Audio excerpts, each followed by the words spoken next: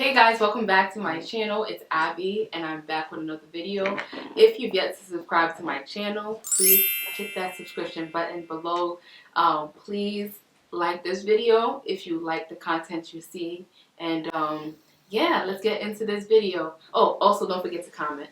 Comment what you like about this video, if you have anything to share with your own personal experience, and what you'd like to see from me moving forward in the future. I know I still have a list of videos to make and I'll get to them. Yeah, let's get into this. So as you see from the title, wherever it is, below or above, 10 reasons why people take down their sister locks. That includes sister locks, that includes micro locks, that includes any smaller set locks. I'm going to tell you 10 reasons why and also give you 10 solutions. Or not all of them have solutions, but the ones that do have solutions, I'll be sure to include a solution to the reasoning why people take it down. So let's get into it. Reason number one, people take down their sister locks. Retightening on a regular schedule. You have to retighten your hair on a regular schedule, and that can be a bit much for some people. Some people don't have the time to keep to appointments, or don't have the time to keep to maintaining their hair on a regular schedule, and that could be a bit, too much for some. And in regards to that, you definitely should think about that before getting sister locks. You should think about the fact that it is a commitment and you do have to keep regular schedules. So that, I don't think that maintaining your hair should be an afterthought. It should be something you really think about before you get it, because if I know some people may be up to it at the beginning and then decide down the road that it's not for them, which is fine. But I think the best thing you can do is really, before you get sister locks, really think about the fact that it is a commitment. And so there's really not a solution for that if you already have a set of locks and you're over the maintenance process. So yeah, that takes me to number two of why people would take down their sister locks. It's breakage. Some people experience breakage and of the hair thinning of the locks. And I know a lot of ladies that, at least a good amount, that experience the thinning in the front of their locks and on the sides of their head, like the temple area, and that could be a result as a result of you, one, not maintaining a regular schedule, of tension, of having a lot of tension or over tension, too much manipulation with their hair. 99% of the time, my hair is like this. This is my hair after it's been washed and just air dried, and that's really it. But I do curl my hair now and again. I do put my hair in certain styles, but I don't overdo it. I wouldn't recommend you overdo it. If you have an event coming up, you want your hair to be cute. Definitely to spice it up once in a while. Definitely do your hair, but you don't want to overdo it to the point in which you're causing damage. So definitely everything within reason, I would say. Definitely everything within reason.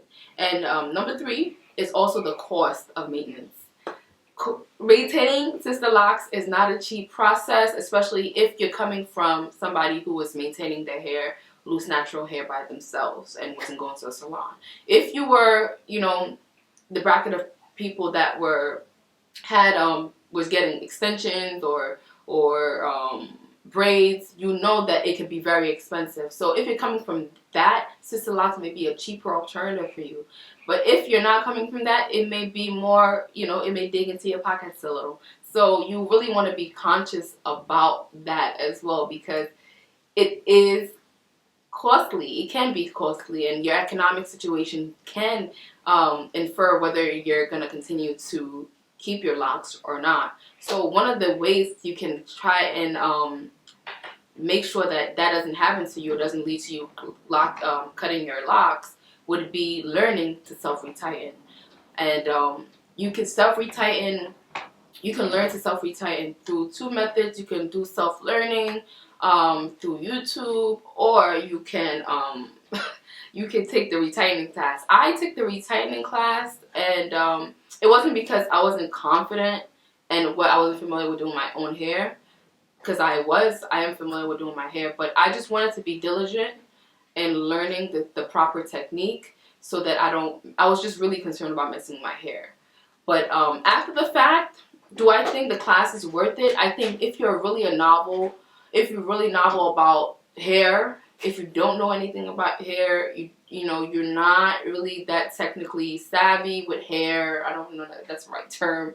But if you really are concerned, I would just say, like, don't risk it. Like, really don't risk it. If at worst, get a doll and practice. I don't know. Don't practice with your hair. Get a doll and practice. But if you're not going to take a professional class to teach you step by step of what to do, definitely take your time in learning and take your time doing your hair so you don't make mistakes. And the only way you can really for sure keep grids, especially when it comes to the back, is by using a mirror. And that can be very, very, that could be a lot. That could be a lot. So definitely think about all those things. And if you do decide to self-retain, which would cut the cost part of it. And for people who are thinking, like, so how much it is, you know, getting your hair maintained.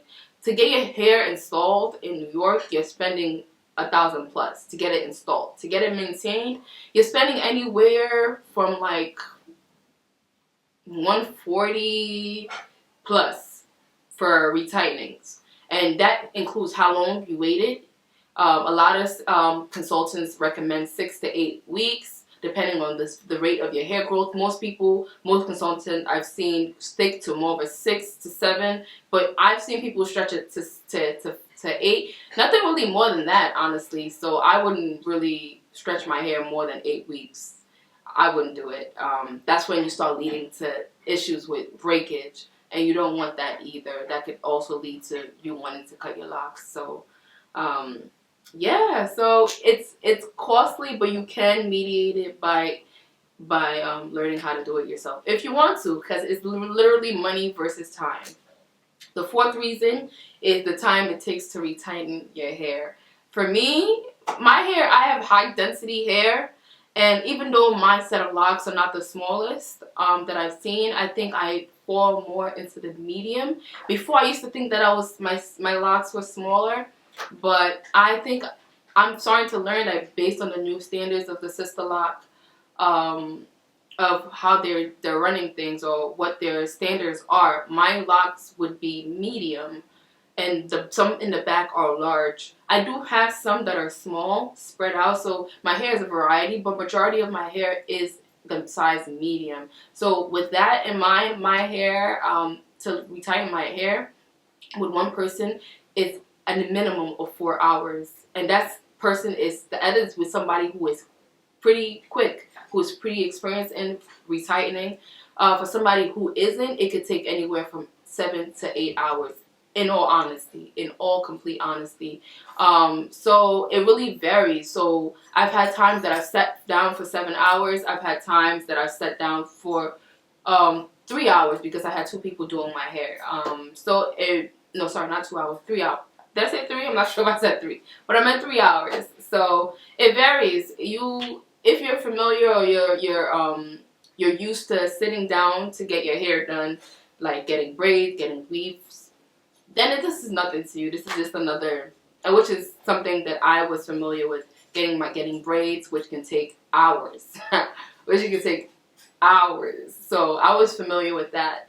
But yeah, so it is a time thing, and there's really nothing I can say to really help that situation, except for, okay, I can. If you do want to cut in time, you have to think about the size of your locks.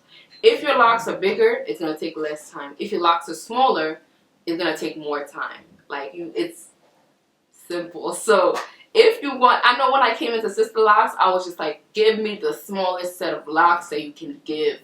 Obviously, that's not what I got, which I'm thankful for now. But yeah, you have to think about it. If you want a small set Sister Locks, your retainings will always be long. There's nobody that can be that fast that you're getting out in 2 hours. It's just not gonna happen. So get a larger set of locks, which you could have a cap a maximum of 3 hours to get your hair done, which would be better if time was something that you were concerned about. Reason number 5: lint and buildup. Now, a lot of people have issues with getting lint in their locks and experiencing buildup, getting their locks not looking as neat or as clean as they would like because of the buildup. And then people wanted to cut their locks because of that. But a way you can mediate that or prevent lint and buildup is by, one, covering your hair appropriately, making sure your hair is off fabrics that are like lint causing. A lot of cotton material, especially knitted, knitted shirts, have the tendency to have friction with your hair, because remember, your hair is woolly.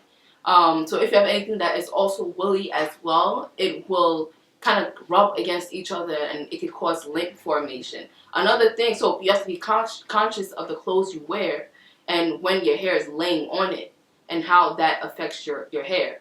Another thing you have to be conscious of is the products you put into your hair. If you're putting excessive amounts of products in your hair that are thick and are they're just thick, it's gonna seep into your locks. There's no way around it. You want to keep your leave-in conditioner as light as possible. I use water, I use light oils, I use essential oils, light oils like jojoba oil, I use peppermint oil, tea tree oil, those kind of rosemary oil, just for growth stimulation. But I don't spray my hair every day. I spray my hair when I feel it's needed. Like, I feel my locks and I see if it needs some moisture, and if it does, I spray it down. That could be every 2 days, it could be every 3 days. I just feel my hair, and whenever I feel like it needs it, I do it. So limit no conditioners. I don't use conditioners since I started my journey. I've never used conditioners in my leave-ins. I don't use thick leave-ins. I did make that mistake initially, starting off using thicker leave-ins and learning that it does not work for my hair. Your experience may be different, but this is my experience. Okay, reason number 6 people cut their locks is the length of time it takes to get long hair. It's a process. Getting long locks takes a good duration of time. It could take, and everybody's hair growth is different. The rate their hair grows is different. Like, I've seen people who are 6 years in, because I'm about to hit my 6-year mark, and I know I've seen people 6 years in that their hair is up to here, and I'm just looking at my hair like what's going on? When am I gonna be here? But everybody's hair rate is different. Some people's hair grows really quickly, and some grows not as quick. And your 6-year length may not be somebody else's 6-year length, and your 10-year length may not be somebody else's 10-year length, and that is okay. Just be welcome. Just embrace the process. Your length, wherever it is, whether it's short, whether it's medium, whether it's long. Like, embrace it. And yeah, what's the point of cutting it off? You'll never get to that length if you cut it off. So just be patient. Definitely be patient. Reason number 7 is dry locks and scalp. I've seen ladies with really, really flaky scalp, especially more in the beginning parts of their journey. I know people who are 2 years in, 3 years in, who suffer with dry scalp. I'm not going to pretend to be an expert in what to do when you're experiencing dry scalp. All I could advise is for you to just make sure that you're making sure that you're oiling your scalp. And when I say oiling, I'll use that with a grain of, I say that word sparingly. Like, you don't want to douse your scalp with oil. Remember, buildup is still a thing. You want to be conscious of buildup. But there are shampoos that are more for dry scalp, so you may want to do your research about that. As for dry hair, that is where I come in. I had dry hair before I got locks, and that didn't change when I got locks. You have to understand your hair. One of my biggest mistakes was shampoos I was using. I was using stripping shampoos. So you want to change your shampoo. Change it up. Change it up. What works for me may not work for you, and what works for her may not work for me. So if a shampoo works for somebody else, if it works for you, keep it. Don't try and shop around and try and see what what the next person is using today. Like, if it works for you, keep it. If it doesn't strip your hair, keep it. You want to mediate. You want to keep the amount of time that you are washing your hair to a minimum. I wash my hair every 2 weeks to 3 weeks. I don't wash no more than that. I don't feel like you need to. If you're minimizing the amount of buildup that you're putting, the amount of the product you're putting in your hair, that limits the amount of buildup that you have, then there's no reason why you should have, your hair locks should get to a space that needs to be washed all the time. You wrap your hair when you're supposed to wrap it, cover it up. Then you should be good. You should really be good. So definitely limit the amount of washing. It limits the stripping of your hair. Your natural oils can take over. If it feels dry, add some water. I've heard ladies put also aloe vera juice. I've never tried it myself. I do plan on trying it and telling you guys how I feel about it. But I've also I know ladies that they thrive with rose water, and rose water makes my hair decrepitly dry. Like, rose water does not mix with my hair. But I know ladies that do great with rose water, and I know I actually also tried products from I'm gonna put the products in I'm gonna put the link in my description bar. It's called Notorious Locks, and they have a lock elixir, and they also have a lock elixir, which is like a mixture of oils, which is great. I love that product. It's great. The oils are nice. They're light. They smell good. But as for the hydrating lock mist, it didn't work for me because the main ingredient was rose water. And even though many ladies love the product and it works great for their hair, it doesn't work out for me. It doesn't work for me. So I'm gonna try the aloe vera juice and see if it works, if it does anything for me, and then mix some things up and see, and just try different things. But right now, all I use is pure water, some light oils like jojoba oil. I put some essential oils in it, and that's all I do. I put more parts of water than oil. Shake it up and I spritz my hair, and that's all I do so far. If you have any other suggestions of leave-in sprays, definitely leave it in the description bar. But let me move on. Reason number 8, locks absorb smell. I don't know if you have locks, you definitely know this.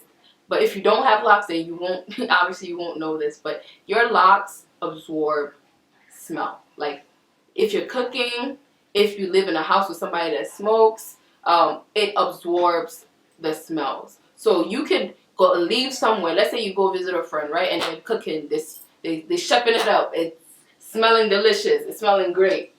You leave that place. If your hair is out, your hair gonna smell. Just like your clothes smell of food when you're cooking, your hair will smell of food. So it's important when you're cooking to like wrap your hair up and just put it up. I usually just keep my hair up when I'm in the house. So I usually don't have those issues as long as I keep my hair wrapped up.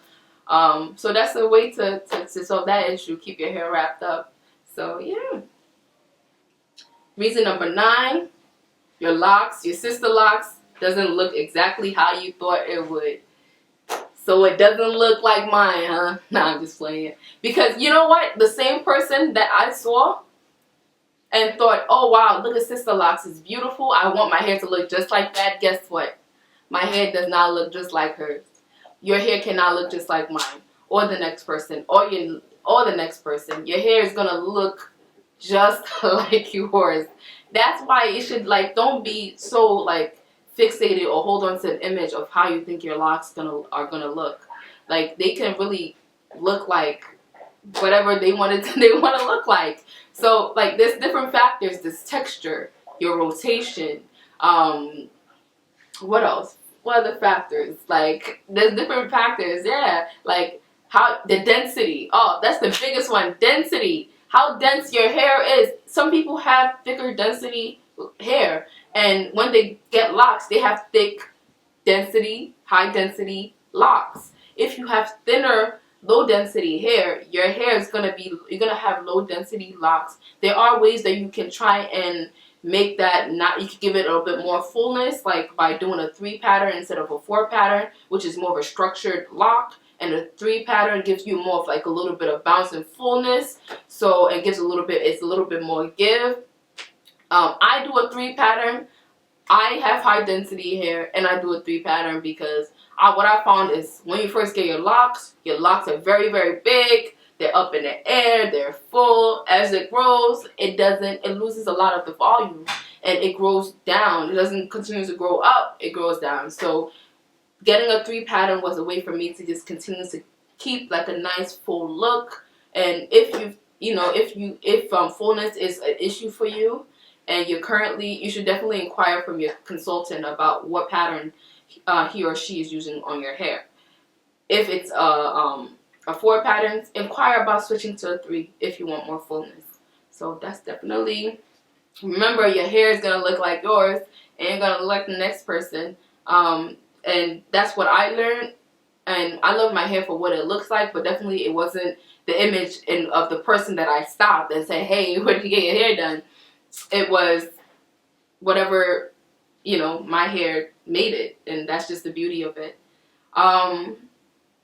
Reason number 10, final reason, being bored.